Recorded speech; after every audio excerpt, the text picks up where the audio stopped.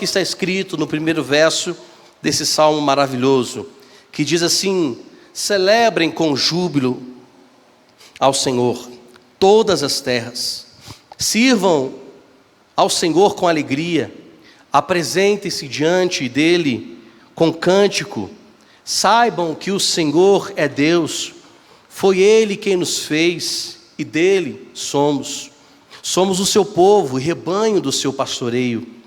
Entrem por suas portas com ações de graças e nos seus átrios com hinos de louvor.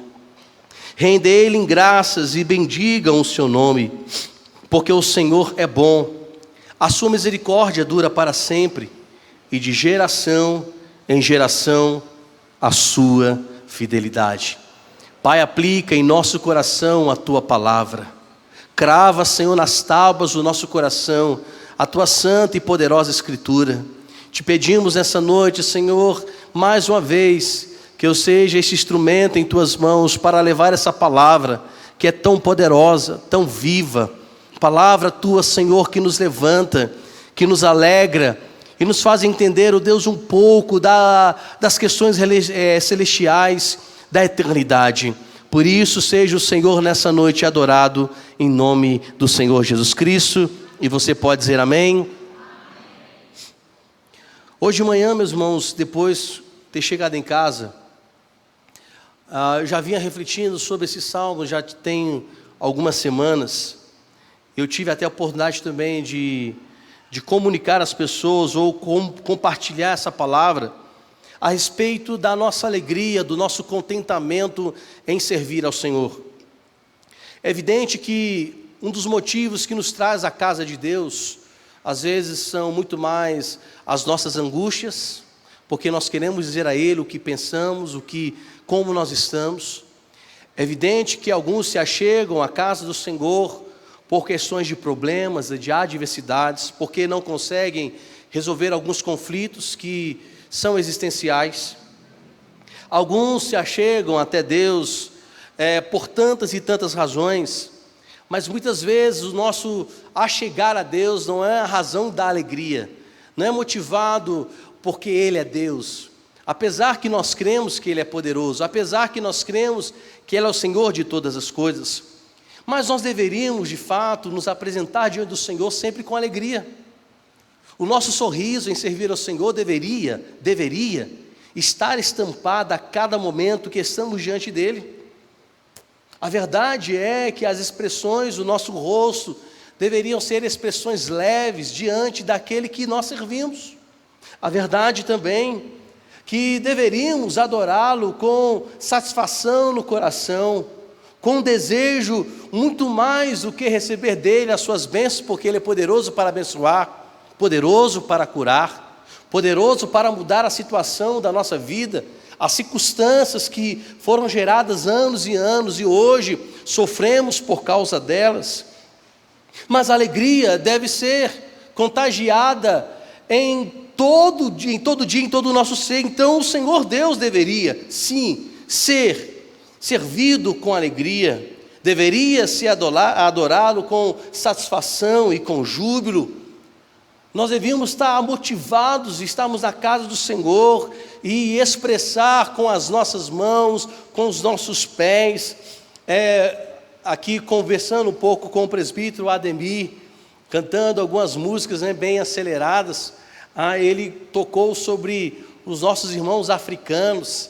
Se fosse um hino, meus irmãos, olha, eles não ficariam parados, porque é evidente que não estou dizendo aqui que vamos expressar qualquer coisa para Deus, fazer uma pista de dança para Deus, mas até o gesto, o nosso corpo deveria com alegria adorar o Senhor também.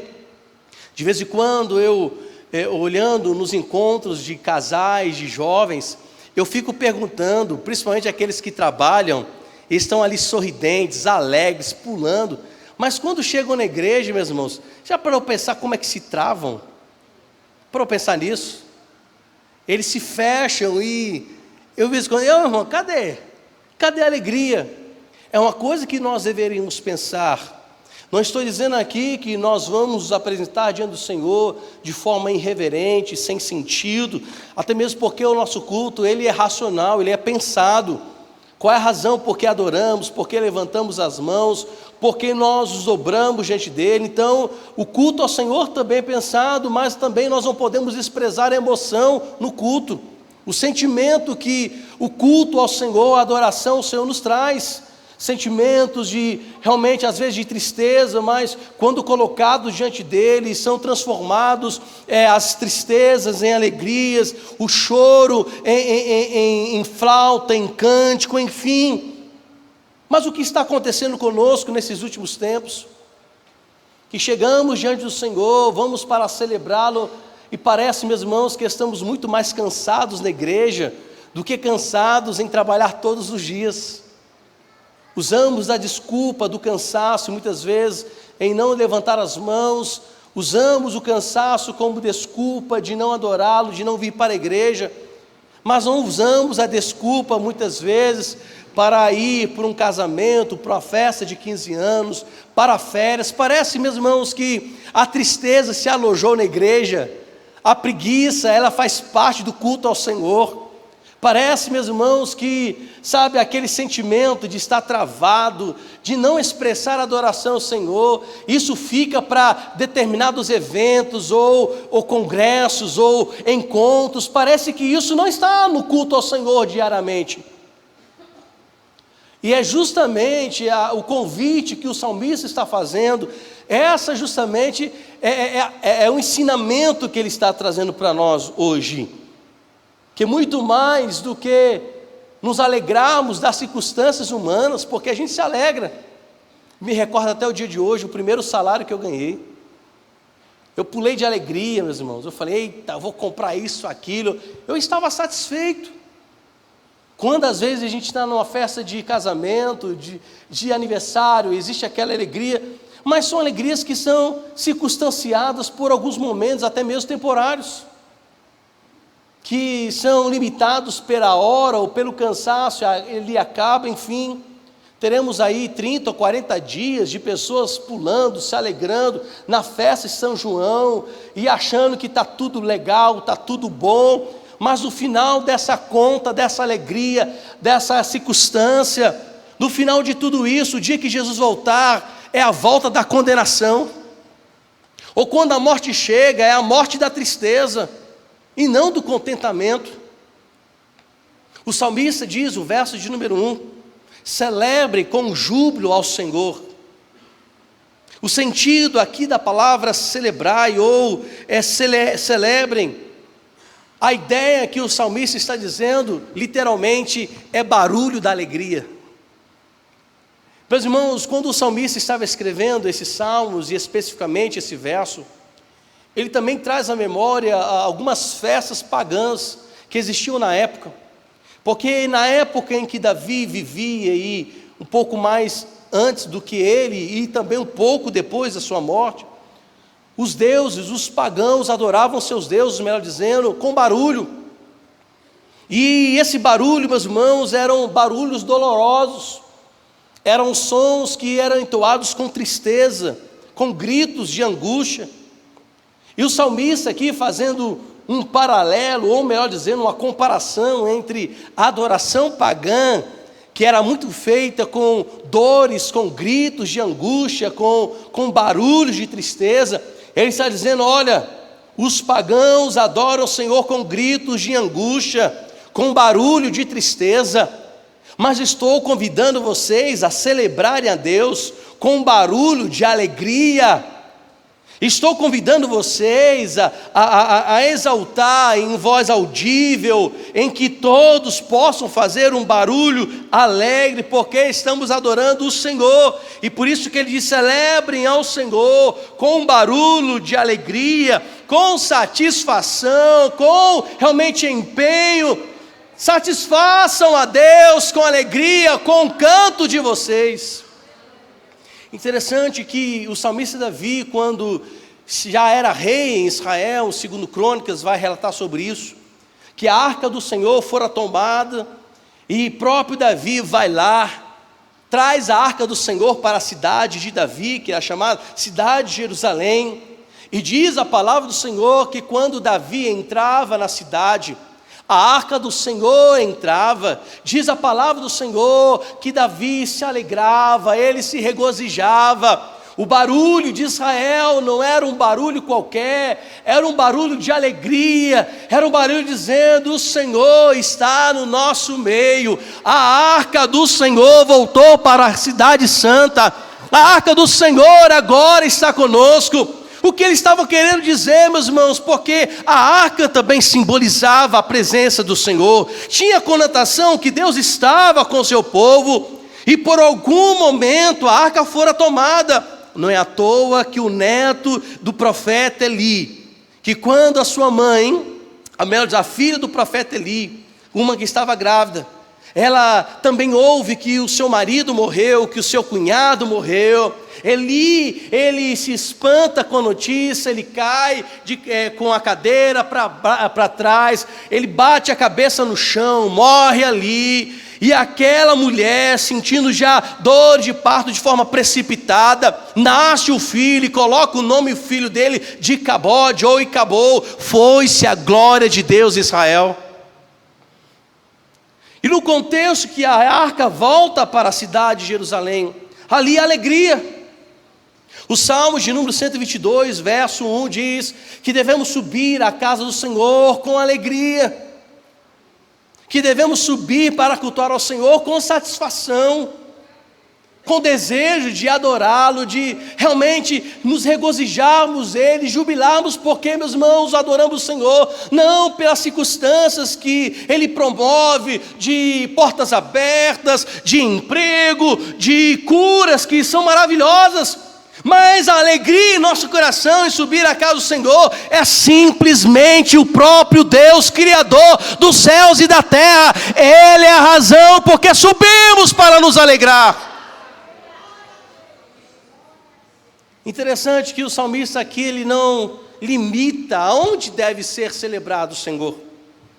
Eu acho interessante também, meus irmãos, que como nós somos às vezes, eu vou usar uma palavra aqui, bipolares espiritualmente falando.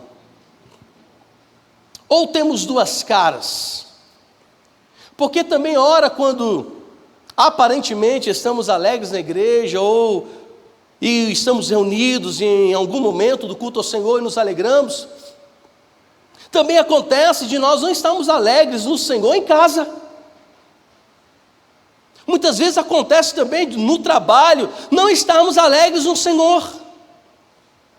Ou quando viajamos para outra cidade, outro país, talvez um lugar onde que ninguém saiba quem nós somos, e apesar, meus irmãos, que quando a gente fica mais visível, mais exposto, caso um pastor, outro líder, e agora principalmente com as redes sociais, ficou difícil a gente se esconder das pessoas, porque quando eu estive de férias em Maragogi, encontrei um crente daqui. Pastor Samuel contando, quando ele foi para os Estados Unidos, eu acho que em Nova York, ele está lá dentro de uma galeria, de repente, pastor Samuel! Imagina se o pastor Samuel, estou nos States, Joey não hablo inglês, né? Está lá, meus irmãos, fazendo uma besteira, e logo o que? É reconhecido, pastor Samuel! Teve um dia, irmãos, muito tempo atrás, eu chateado no trânsito, deu vontade de abrir a janela, mas quando eu abro a janela para falar com o irmão, quem é que está no carro? O irmão da igreja. A paz do Senhor, meu irmão. Mas eu queria falar outra coisa. Ô infeliz, vai aprender a dirigir. Mas o que o salmista está dizendo é que o nosso contentamento do Senhor não se faz apenas quando subimos à sua casa. Ele está agora abrangendo em toda a terra, em todo o espaço geográfico dessa terra. Quer seja que façamos a viagem no navio, de carro ou de avião, a ideia aqui não é apenas dizer que são tribos, línguas e nações, mas a ideia do texto também está respaldando aqui a geografia, aonde quer que eu esteja. Eu devo celebrar ao Senhor com alegria. Deve-se existir contentamento nele, júbilo nele. Então não apenas aqui, mas em todos os lugares, tribos e nações. Não há limitação de lugar geográfico. Então jubile ao Senhor com alegria. E isso, meus irmãos, ele refuta aqui, ele volta a repetir no verso de número 2, olha só que está escrito. Sirva ao Senhor com alegria. É um convite não para um funeral, não por uma adoração melancólica, ou seja, uma adoração de grande tristeza, de desencanto ou depressão. Mas ele está dizendo que devemos apresentar diante de Deus com júbilo, com alegria, como se estivéssemos indo para um banquete de um casamento. Meus irmãos, nós que somos crentes, como nos alegra ir para o casamento, não apenas participar da celebração, mas comer também os salgadinhos. Como o crente fica alegre. Mas a ideia aqui é justamente isso. Ele volta e como se estivesse repetindo, olha, celebra o Senhor, verso 1. Sirvam com alegria. O nosso serviço a Deus não é um serviço para um patrão qualquer. Nós estamos servindo no trabalho, talvez, de uma pessoa que é injusta com o salário que nos dá. Nós não estamos servindo uma pessoa que nem é pai no sentido humano, nem é mãe, que muitas vezes nos decepcionam ou até mesmo nos entristecem, não poder nos conceder aquilo que pedimos. Ou então o marido, ou a esposa, que algum motivo gerou tristeza, ou filhos ou pais. Ele está dizendo, gente, o serviço que devemos prestar ao Senhor, a adoração, deve ser feito sempre com alegria, porque Ele não é qualquer pessoa. Na parte B diz que esse serviço, no primeira parte A, do verso 2, que deve ser feito além com alegria. A apresentação diante dele deve ser também ido com cânticos. Uma pergunta que eu faço: quem é que não quer cantar? Quem é que não quer adorar a Deus? Eu vou lhe responder: não são os desafinados, não são aqueles que não tiveram dele o dom de cantar. Apesar que eu conheço pessoas que não receberam de Deus o talento, o dom de cantar, mas quando cantam, tem mais coração do que o afinado. E eu já contei a história para os irmãos de um amigo meu chamado Francisco Gilson Alves Souza dos Santos, um orador da cidade de Piripiri, do Piauí. Meus irmãos, junta todos os desafinados aqui nessa igreja, não dá ele, irmão Tiago, não dá ele. Desafinado, meu irmão, que chega a doer a alma. Eu não sei se tem outra nota além das 7, Dó, Ré, Mi, Fá, Sol, Lá, Si, mas eu sei que ele inventava a nota onde não existia. E ele cismou de entrar no coral da igreja. Meus irmãos, ele não conseguia fazer nenhuma dos 4 naipes de vozes. Aonde ele chegava, desafinava. Teve um dia que foi um produtor musical, um baita de um cantor renomado, e ele cantou no pé do ouvido. Eu falei assim, porque o cantor falou, ninguém consegue desafinar. Eu falei assim, eu sei quem consegue. Gilson, canta no pé do ouvido dele. Meu irmão cantou, ele ficou tão nervoso, que baixou a síndrome dele de Matos Nascimento. Quem já viu Matos Nascimento cantar sabe, que se tem alguma coisa perturbando, ele para na hora. Eu falei assim, fica quieto aí, infeliz. Não conseguiu. Mas o que eu achava interessante dele, meus irmãos, que quando ele cantava, quem vai mais além do que perceber as questões do dom, do canto, que a gente percebia que ele, meus irmãos, ao cantar, seja qualquer hino ao Senhor, estritamente cristológico, ele chorava como um menino. Um dia eu perguntei, Gilson, por que você toda vez que canta, chora como um menino? Ele diz, sabe por quê? Porque não há como cantar para um Deus poderoso e não se sentir comovido com todas as maravilhas que Ele fez com a minha vida. A nossa apresentação deve ser com canto. E eu quero responder a pergunta: quem não gosta de cantar e adorar o Senhor? São aqueles que ainda não conhecem realmente quem Deus é, ou que Deus fez por ele. Ou são aqueles, por não conhecê-lo, e desprezam-no, e não sabem de fato o que é senti-lo, contemplá-lo. Talvez essas pessoas não desejam cantar, ou talvez aqueles que estão totalmente entramenhados no pecado, tão afastados de Deus, que não querem ouvir nem a pouco o seu nome ser dito nas praças, ou nas igrejas, ou em qualquer outro lugar. Esses realmente não adoram o Senhor com cântico. Mas o dia que conhecerem, suas bocas não ficarão fechadas, porque não há como ficar com boca fechada diante daquele que é poderoso para fazer, aquele que enviou seu Filho para morrer por nós e nos garantiu a eternidade. Não há como servir ao Senhor de fato se o cântico também não estiver na nossa boca. Porque Ele diz isso: cantem ao Senhor, celebrem, apresente diante dele com cântico. Ele vai explicar no verso de número 3. Por que nós cantamos diante dele? Você pode dizer aí? Verso de número 3.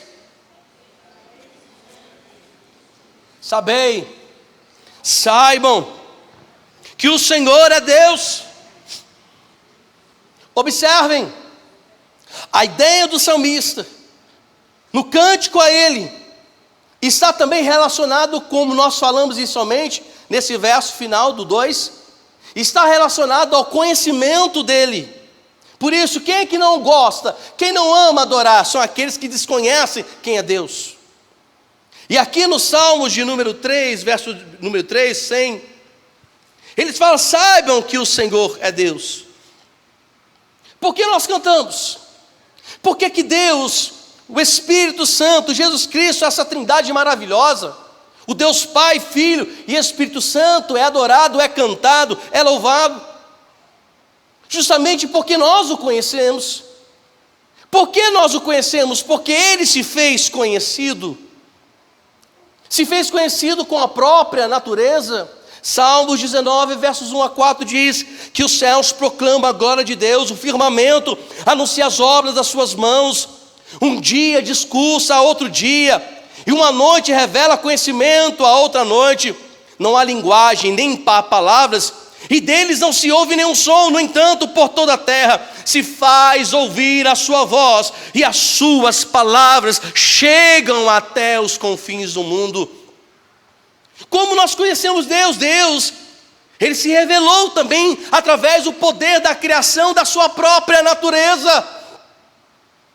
Só que a sensibilidade de percebê-lo está sendo perdida por causa do pecado ou por causa do secularismo. Uma das coisas, quando eu viajo de carro, eu gosto de contemplar o que Deus fez. Quando vai ali, meus irmãos, para o Cariri, Curimataú, quando a gente vê aqui nas regiões da nossa cidade metropolitana, outros estados, eu fico olhando a maravilha de Deus, a natureza proclamando a sua glória, a natureza manifestando o seu poder, a natureza dizendo: olha, eu tenho um Criador.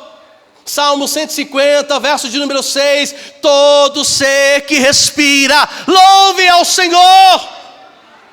A verdade é, meus irmãos, que quando vemos um pássaro, deveríamos glorificar o Senhor, porque pássaro, por ser criação de Deus, deveremos glorificar o Senhor. Obrigado, louvado seja o teu nome, porque uma espécie que o Senhor criou, chamado pássaro, ave, são várias formas, tipos, cantos de ave. Isso é o poder de Deus, é a manifestação da glória do Senhor. Então devemos adorá-lo. Sirva ao Senhor, conhecendo Ele a cada dia.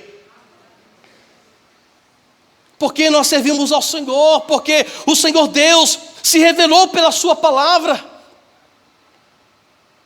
A carta aos Hebreus, no capítulo 4, verso 12, diz que a palavra dele, meus irmãos, é viva, é eficaz, é mais cortante do que qualquer outra espada de 2 gumes, e penetra até o ponto de dividir espírito, alma, juntas e medulas, e é apta para julgar os pensamentos e o propósito do coração. O mesmo autor aos Hebreus diz, no capítulo de número 1 da sua carta, versos 1 a 3, que antigamente Deus falou muitas vezes, de muitas maneiras, usou os pais, usou os profetas, usou tantas e tantas outras coisas. Mas por que hoje nós adoramos o Senhor? Porque a maior revelação foi nos dada. E isso que Hebreus está falando, que nos últimos tempos, Deus falou, não tem falado, não tanto pelos profetas, pelos antigos pais, Ele agora nos fala através do seu Filho, a maior revelação plena do Deus Pai, a imagem do Deus soberano, a expressão exata deste Deus, porque hoje nós o adoramos por causa também do Filho, que nos aproximou dele, rompeu com a barreira chamada inimizade, cerceou a ira sobre os filhos de Deus. Jesus Cristo, a maior revelação do Pai, o próprio Deus encarnado em homem, se mostrou para nós, para quê? Para que também nos gloriássemos nele, adorássemos a ele e nos jubilássemos na sua presença. Por qual razão estamos aqui adorando o Senhor? Com alegria, com contentamento no coração, porque Jesus Cristo está no nosso meio e ele é a razão de todas as coisas. Então a ele seja a glória, a honra, o poder e a majestade pelos séculos dos séculos. Porque nós oramos o Senhor. No verso 3, na parte B, vai nos falar. Não apenas, meus irmãos, tomamos conhecimento e adoramos a Deus por essas questões que eu falei, mas nós celebramos com júbilo ao Senhor. Verso 3, parte B, porque foi Ele que nos fez. Foi Ele que nos criou. Somos dele. Somos o seu povo, rebanho do seu pastoreio. A razão por que subimos à casa do Senhor para adorá-lo, porque nós temos conhecimento que Ele quem nos fez. Deus nos criou em Cristo Jesus. Foi Cristo que nos tornou cristãos. Não foi por mérito nosso. Não é Jesus que estava perdido, nós é que estávamos perdidos. É Ele quem criou o homem e a mulher para que o adorassem. Foi Ele quem instituiu a família para que a família o adorasse. Foi Ele quem institui a igreja, não apenas no sentido de geograficamente, como igreja visível, estamos reunidos, seja eu olhando para você, ou você olhando para mim, reunidos em corpo físico, adorássemos o Senhor. Mas a razão por que estamos aqui, porque é Ele quem criou todas as coisas. Salmos 24, versos 1 e 2 fala que o Senhor pertence à terra e à sua plenitude, o mundo e todos aqueles que habitam neste mundo, porque foi Ele mesmo quem fundou os mares, foi Ele quem estabeleceu as correntes das águas, foi Ele quem fez tudo. Por isso que Paulo escrevendo na sua carta aos Romanos, porque por Ele, por meio dele e para Ele são todas as coisas. É por meio dele que estamos aqui. É por causa dele, por Ele, porque estamos aqui. E será por causa dele que seremos arrebatados até os céus e eternamente estaremos na Nova Jerusalém. Tudo por causa de Cristo. Então celebrem ao Senhor com vozes de júbilo. Ao Senhor. Ao Senhor glória. Mas o salmista aqui sai, meus irmãos, da fase contemplativa e também ele entra por um sentimento ou por uma ação, não apenas de contemplar, mas de participar. Porque, meus amados, muitas vezes nós somos apenas espectadores de uma glória que estamos vendo. Às vezes nós fazemos o culto um palco ou um teatro. um local que estamos assentados. É evidente que muitas vezes as músicas são cantadas, nós não sabemos a letra da música, nem a melodia da música, então apenas observamos. Mas o convite do salmista aqui não é apenas celebrar ou contemplar, porque ele fez todas as coisas. Olha o convite que ele faz, verso de número 4. Ele nos convida a entrar pela porta, pelas portas, e devemos entrar, participar dessas portas com gratidão. Olha só que o salmista, ele está agora aprofundando o relacionamento. Pelas portas e em seus átrios com louvor. Antigamente no tabernáculo ou no templo, existiam, meus irmãos, os pátios. As pessoas ficavam ali, e esses pátios, meus irmãos, eles circundavam o tabernáculo e o templo do Senhor. Mas o acesso, muitas vezes, ao átrio, ele tinha restrição, devido às regras de santidade que foram estabelecidas pelo próprio Deus para a entrada no tabernáculo, ou, posteriormente, no templo ao Senhor. Só que, quando uma pessoa era permitida, ou levita, era permitida entrar, não apenas no pátio, estar no pátio, mas ir um pouco mais adiante, nos átrios, ali representava que é neste lugar que os santos estavam diante da presença do Senhor. Embora o salmista aqui retrata sobre portas e átrio, a ênfase desse texto, desse verso é dizer que esse Deus não apenas nos convida a ficar contemplando no pátio a sua santidade, Ele está nos convidando a ter intimidade com Ele. Ele está nos dizendo que devemos entrar no átrio, no lugar em que as pessoas santas são permitidas entrar. E eu quero fazer uma observação para já partirmos para o término dessa mensagem. Alguns dizem que de qualquer maneira podemos nos apresentar diante do Senhor. Não. É evidente que a ideia aqui de estar no átrio é muito mais do que nos achegarmos até a igreja. As portas dessa igreja sempre estarão abertas para todas as pessoas. As portas desse templo físico, nos dias de culto, estão abertas para receber os irmãos. Mas as portas celestiais, não sou eu que autorizo a entrar. As portas celestiais, nem a própria igreja tem poder de autorizar ou desautorizar a entrada.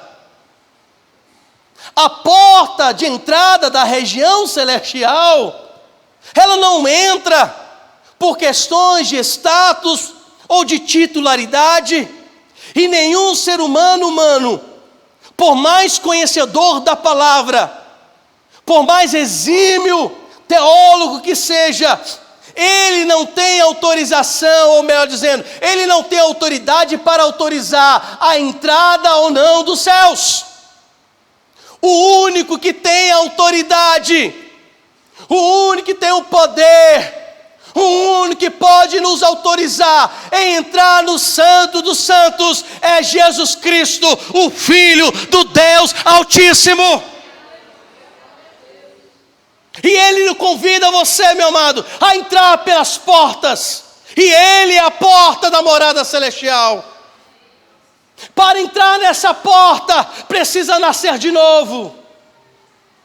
Para entrar por essa porta, precisa reconhecê-lo como Senhor e Salvador. Nenhuma religião tem autoridade para dizer quem entra, a não ser o Filho do Deus Altíssimo, chamado Jesus Cristo, a qual disse os discípulos: eu tenho autoridade, tanto nos céus como na terra. E é através dele que hoje temos acesso ao Pai. É por causa dele, o intermediador, o mediador, o advogado, que conseguimos falar com o Pai, que é santo e poderoso e eterno. E o salmista está dizendo: filhos, não fique apenas no pátio, entra pelo átrio, entre em santidade, em intimidade e comunhão com Ele. Entrem por suas portas. O salmista está falando E esse convite é extensivo a todos. Ele não restringe quem deve entrar, ele fala a todos. Mas para estar nessa posição do átrio, no lugar chamado átrio, só Jesus Cristo é quem pode nos dar essa autorização. Eu quero finalizar essa mensagem trazendo algumas reflexões para nós, que está justamente no verso de número 5. Olha só que está o verso de número 5. Porque devemos entrar nos seus atos com louvor, bendizer o seu nome. Verso de número 5. Olha a primeira parte. Porque Ele é bom. Aleluia! Deus é bom. Deus não é uma mera justiça. Deus não é uma pessoa austera, nem fria. Ele é bom, Ele é compaixão. A ideia, o sentido aqui, meus irmãos, de ser bom, mostra justamente o caráter de Deus, atributo desse Deus eterno. Ele é bom, Ele é generoso, Ele é gentil, Ele é eterno, Ele é maravilhoso, Ele é compassivo, Ele cuida de nós, Ele é tudo para nós. Ele é bom, meus irmãos. E o fato de muitas vezes o Senhor, meu amado, não atender às nossas orações é porque Ele é bom também. Muitas vezes também de nos permitir ou provocar em nós adversidades, não significa que Ele é um Deus mau. Ele está sendo bom também, porque Ele está nos moldando, nos poldando, tirando o sentido aqui, as arestas, tirando de nós o que não presta. Ele é bom e quer nos fazer santo todos os dias. Para quê? Para receber a moradia que nos foi preparada. Deus é bom. A ideia do texto aqui é que a compaixão dele sai das entranhas. Entendam bem, quando ele fala é bom, ele está dizendo, Deus, a misericórdia, a compaixão dele é pelas entranhas, é profunda. E não apenas isso, Ele é bom, gentil, generoso, amoroso. Mas na segunda parte, porque também Ele é misericordioso. Lamentações, capítulo de número 3, verso 22, diz que as misericórdias do Senhor são a causa de nós não sermos consumidos. E essa misericórdia dura para sempre. Estamos aqui porque a misericórdia dEle nos permitiu estar aqui hoje. A misericórdia dEle é a razão de não sermos extirpados. Ele é a misericórdia em nossas vidas. E não apenas Ele diz isso. Não porque apenas adoramos porque é bom, porque é misericordioso. Mas Ele está dizendo, meus irmãos, que essa misericórdia, ela dura para sempre. Ela vai de geração em geração, e essa é a pura verdade. Porque Ele diz que vai de geração em geração. Porque Ele fala que o que Ele fez com os antigos, Ele continua fazendo. Por quê? Porque o atributo de Deus, que também é imutabilidade, não muda, inerrante. Ele não pode ser adulterado, não pode ser modificado. Apesar que Xuxa Meneghel quer fazer uma nova Bíblia, ela não é Espírito Santo para fazer nova Bíblia, não, meus irmãos. Ninguém tem poder de reinventar a palavra. Por que que Deus não muda e não se arrepende? Porque nele não há erro, não há margem de imundícia. Por isso que o nome dele é santo. Ninguém, por mais que queira ou deseja, consegue denegri-lo, Podemos denegri-lo humanamente, mas não podemos na nossa palavra de denegri-lo, mudá-lo. Ele é imutável. Ele olha para o homem que escarnece da vida ou dele e fala: coitadinho desse rapaz. A sua palavra, ela sempre ultrapassa gerações. E o único que pode cercear a sua própria palavra é Deus. O único que pode dizer basta é Deus. Homem nenhum pode ordená-lo. É aqui que o Senhor para, é aqui que o Senhor fica. Ninguém pode dizer. Por isso que o salmista está dizendo: a sua misericórdia, esse Deus é de geração em geração. Passa anos, passa séculos, podem passar milênios, mas Ele não muda. Por isso que diz de gerações e gerações. É a sua fidelidade, a sua bondade, a sua misericórdia há de permanecer. Meus amados, é esse Deus que nós servimos. E isso alegra o meu coração. Isso faz com que eu suba para a casa do Senhor e me alegre. Porque esse Deus é maravilhoso. Eu sei, meus irmãos, que as circunstâncias da vida muitas vezes alteram o nosso humor, altera a nossa perspectiva, ou muda, ou nos faz renunciar a tantas coisas.